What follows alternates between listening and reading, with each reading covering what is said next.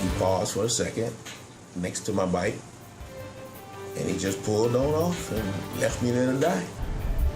Now at 11, a Miami police officer injured in a hit-and-run accident speaks out from his hospital bed. It is a story you saw first on 4.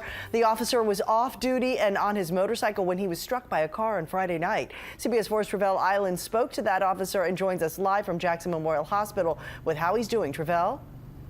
Well, that officer, Cynthia, tells me that he is in a lot of pain tonight. He also says he's had 1 surgery and likely will need a couple more to have metal surgical pins placed into his leg.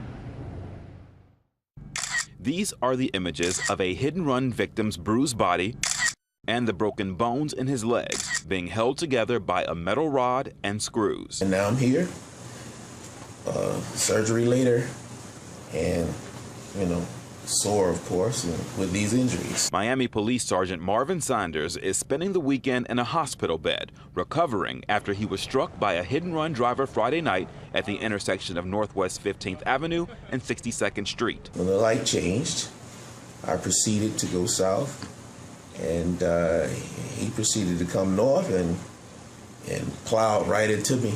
Marvin Sanders is a 25-year veteran with the Miami Police Department. He was on his personal motorcycle and off duty when someone ran him down. Basically, he paused for a second next to my bike, and he just pulled on off and left me there to die. Officer Sanders was rushed to Jackson Memorial Hospital to be treated.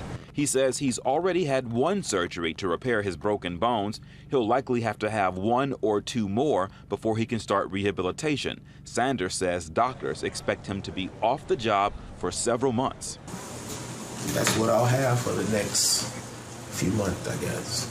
Investigators spent nearly 4 hours at the crash site trying to find any clues that will help them track down the culprit. It's not only a felony to leave the scene of an accident, but the fact is that in this particular case, this individual, we understand he stepped out of the car, he looked at him, and basically got back in the car and took off.